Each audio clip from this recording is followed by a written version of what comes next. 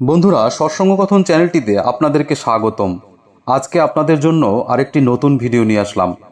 একবার একজন শ্রী ঠাকুরকে জিজ্ঞাসা করলেন, যে কোনো নাম করলেই কি হয়?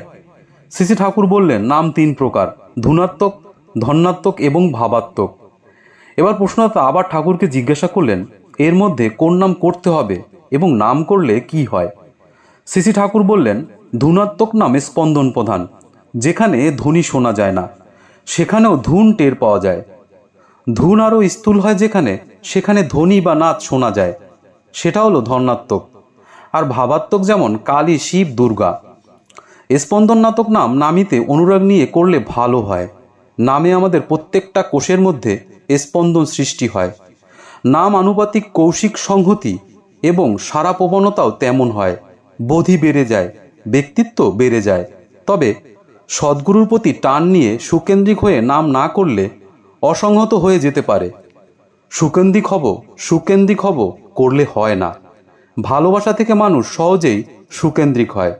বন্দে পুরুষোত্তমম। ভিডিওটি ভালো লাগলে বন্ধুরা চ্যানেলটি সাবস্ক্রাইব করতে ভুলবেন না। আমাদের নতুন নতুন ভিডিও সর্বপ্রথম পেতে পাশে থাকা বেল আইকনটি কিন্তু অবশ্যই অ্যাক্টিভ করে রাখবেন। কমেন্টে আপনাদের মতামত অবশ্যই জানাবেন। আপনাদের একটি লাইক বা কমেন্ট আমাদেরকে নতুন নতুন ভিডিও বানাতে ভীষণ রকম উৎসাহিত করে। বন্ধুরা, সকলে সুস্থ থাকুন, ভালো থাকুন। ধন্যবাদ সকলকে।